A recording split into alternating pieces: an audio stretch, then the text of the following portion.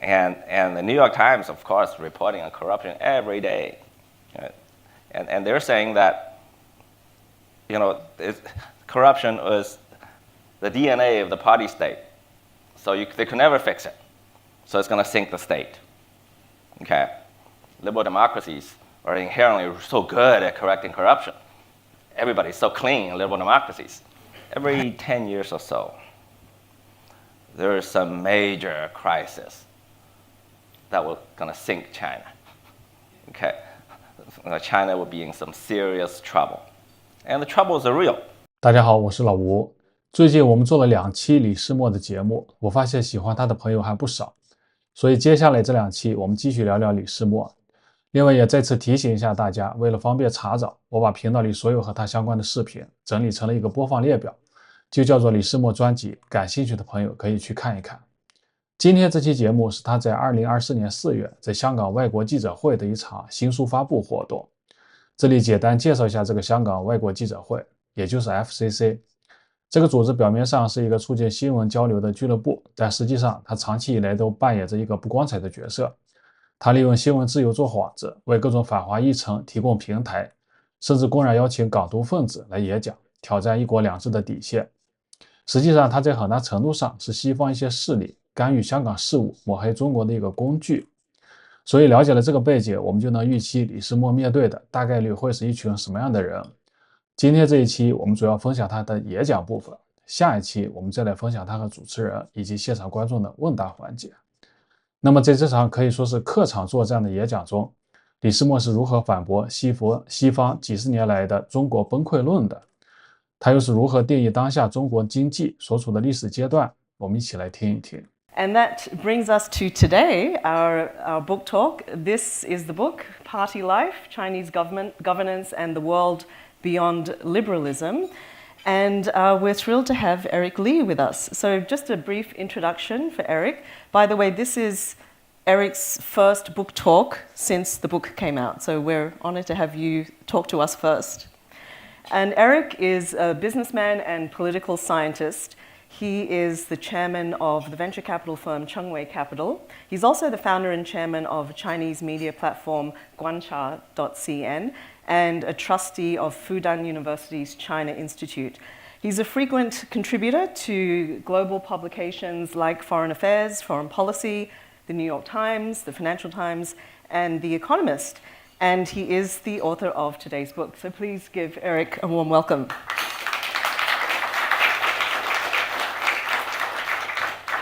So our format today, as we usually do, is Eric will spend some time giving us a presentation, and then we will open the floor to Q&A. So please feel free to start thinking about those questions you'd like to ask Eric. But I'll hand over to you, Eric.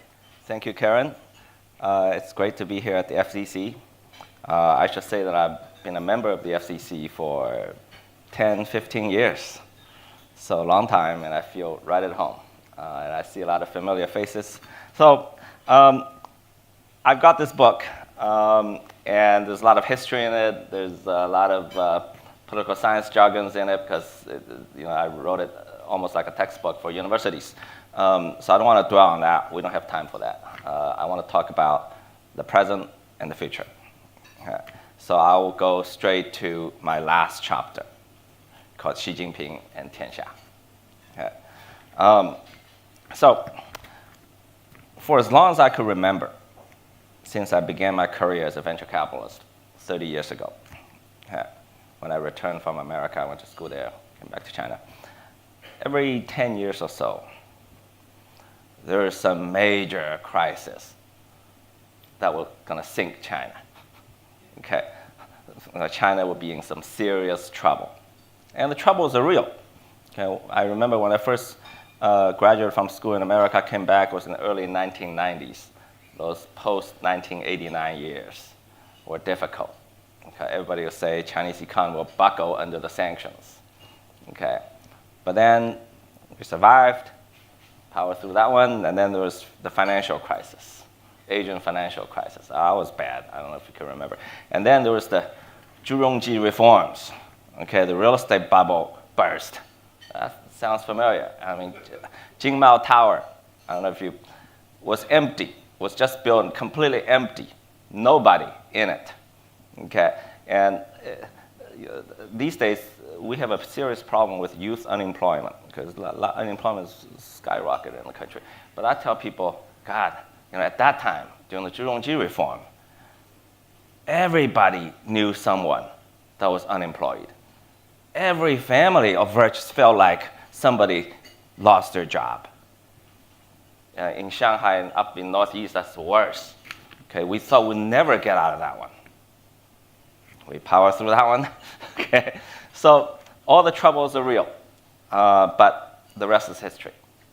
So I look back at Xi Jinping's tenure so far.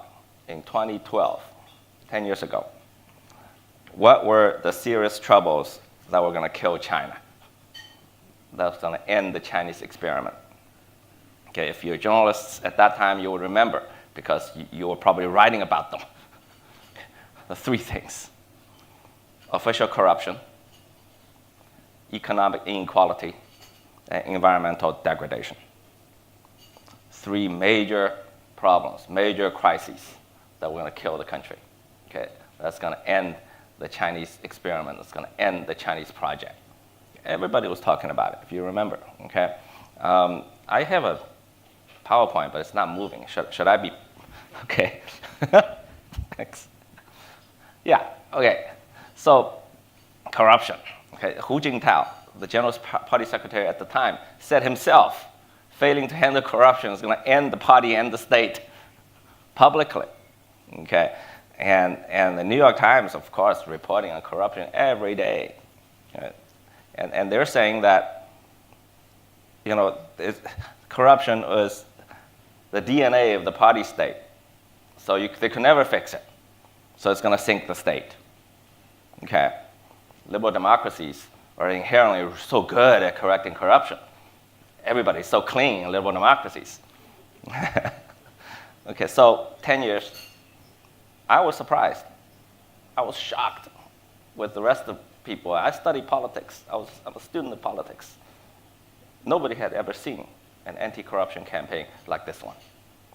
Er Yuehe was a famous historian and writer in China. He wrote that this was the most intense anti-corruption movement in 2,000 years. Okay, nobody had ever seen anything like it. Okay, so the outcome, we're not there yet. There's still corruption, but everybody on the ground will tell you, much better. Much better. If you look at the data, this is the Elderman trust parameter, okay? Trust in governance, trust in institutions, so social institutions. In the last 10 years, the US and China have diverged. The US is dropping like a rock. Okay, and we're moving up. We're not rising like a rocket, but we're moving up. Okay? Right, so corruption. So I don't broadcast this. I said Xi's report card. I saw this. I will be in trouble. Who am I to give Xi a report card? I want to delete that. Okay, so this is an interim assessment of General Secretary Xi Jinping's track record. One on corruption. Okay. Second, economic inequality. Okay, we had 20, 30 years of breakneck growth of 10, 20 years, 30 years of market ruling everything. Okay, and the result was tremendous growth. But the byproduct was a few got really, really rich, and the rest are better off than they were before, but the gap widened tremendously. Okay, I mean, we created more billionaires than any other country in that period. Okay, think about that. We're a socialist country. Okay, and our Gini coefficient surged over 0.4. If you study politics, you know this is revolution business. Okay, 0.4, dangerous.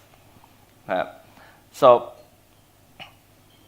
everybody thought this would be an intractable problem. Why is it so intractable? Because the greatest country since the birth of mankind, the United States of America, could not fix that problem. Okay, the best political system since sliced bread, liberal democracy could not fix that problem. So of course, China's dead in the water. Couldn't fix inequality. We're going to have revolutions in our hands. Okay, so obviously we know what happened.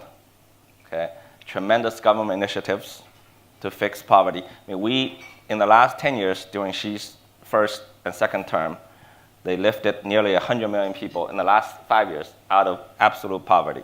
I know the baseline's pretty low. Okay, nobody wants to be there. It's nothing. You know, you're not sitting FCC having lunch there. Okay, but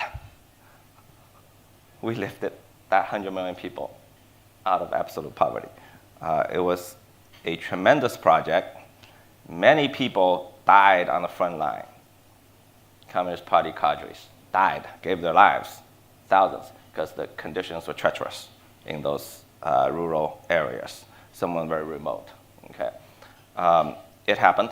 I mean, it's never happened in Chinese history. I mean, I would put it to you.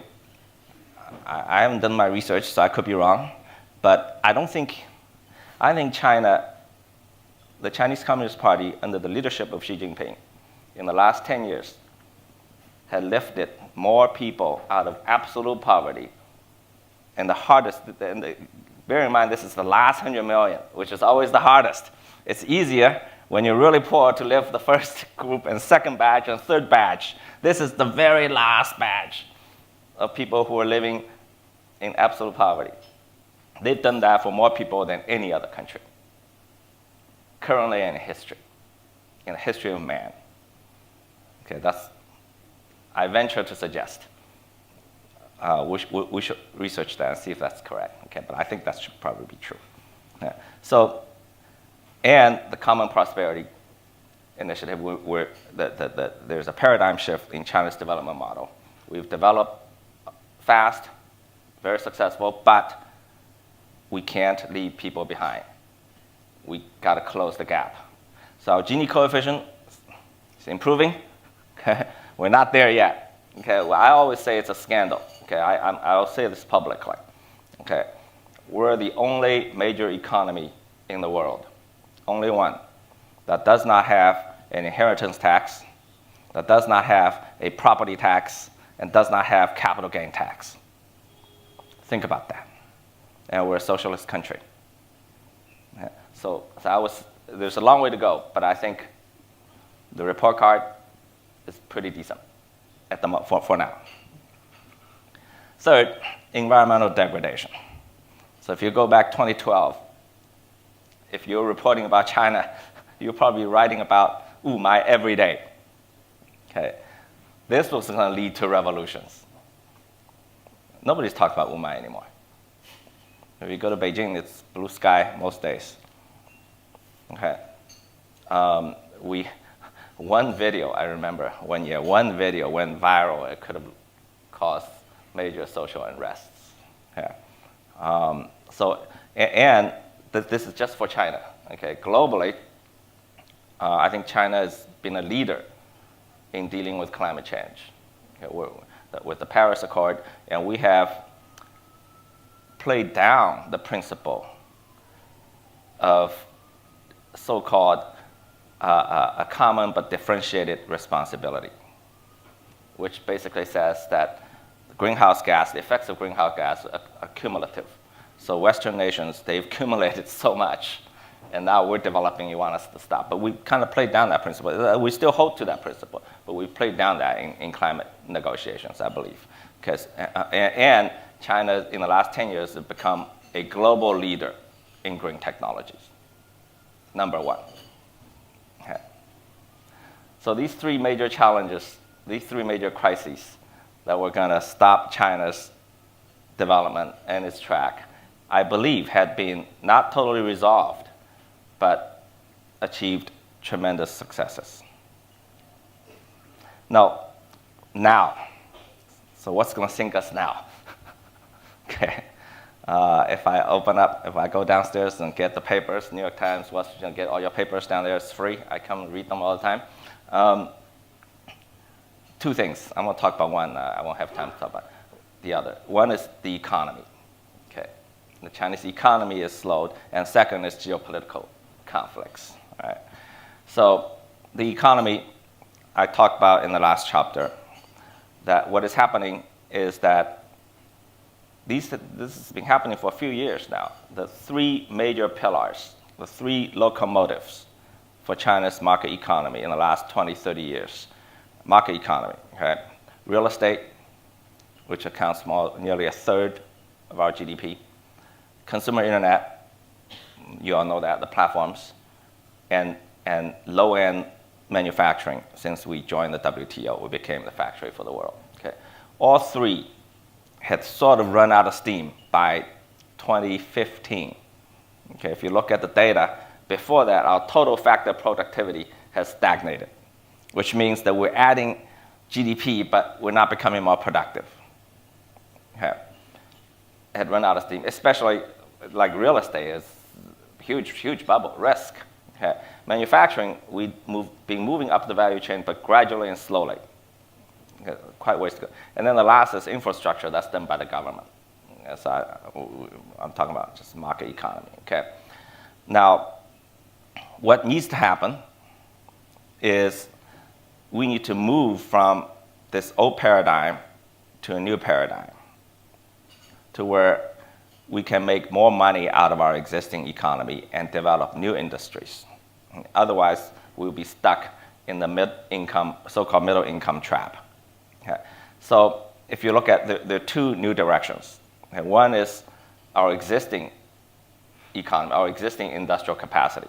Our industrial capacity is China's biggest asset. China's industrial capacity is about 35% of the world's. Okay, we're bigger than US, Japan, Germany put together.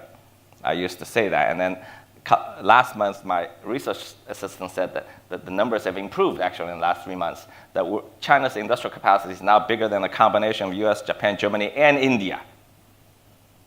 Okay. But the value add of that industrial capacity is still relatively low. It's about 12%. It's like the gross margin of our industrial capacity, 12%. When the US, in the 1970s, when they were at the height of their industrial capacity, their gross margin was about 35-40%. Okay. And how much is that worth? Our industrial capacity is worth about 5 to 10 trillion US dollars a year. That's the denominator. To go from the numerator, go from 12% to 35-40%, think about how big the pie is. Okay. Maybe 8 to 10 points is for semiconductor. Okay. So we need to do that. Second is new industries that are driven by technology innovation day one. Alternative energy, new materials, bioengineering, life sciences. Okay. Those China is doing great. Okay. So all of that, I believe the political leadership had concluded the market forces could not be relied upon to engineer this transition. So this had to be done through political initiatives, top down. Right? I agreed to that view. I'm a venture capitalist. I knew we weren't going to those directions. We wanted to bet more on consumer internets. And a lot of my colleagues who, I'm in venture capital, I do technology, I don't do real estate, but they still want to do more real estate. Okay, so there is a gross misallocation of capital, market misallocation of capital, that's being reallocated by political initiatives, by policies. And then we'll see if the market catches up. Okay, so this is what's happening in the Chinese economy. And we're now in a difficult period. I quote the Italian communist Antonio Gramsci, who said that the old is dying, but the new is struggling to be born. And we're in the interregnum. And this is what the Chinese economy is now. And I expect that to last 2, 3, 4 years. But this is the tough period that we have to go through in order to get to the next stage. Okay. So I'll end here, and I'll take questions. 好，李世默这段演讲就到这里。我个人觉得他这段演讲的核心就是传递一种穿越周期的历史自信。他就是回顾了自己过去30年的亲身经历，历数了中国闯过的一轮又一轮的难关。每一次外界都认为中国要崩溃了，但每一次中国都成功的挺了过来。接着他重点分析了10多年前中国面临的3大挑战：腐败、贫富差距和环境问题，并用事实和数据论证了中国在应对这些问题上取得的巨大进展。最后他谈到了当下中国经济面临的转型阵痛，他把这个时期比作是意大利思想家葛兰西所说的旧的正在死去，而新的正挣扎着诞生的过渡期。他认为这是中国从旧的发展模式转向新的发展模式所必须经历的一个调整阶段。我觉得李世默是在用历史的经验告诉人们，看懂了中国发展的内在逻辑和韧性，就不会被眼前的困难和外界的唱衰所迷惑。好，今天的分享就到这里，下一期我们将带来这场活动的问答环节，相信激烈的交锋会更有看头。感谢大家的收看，我们下次再见。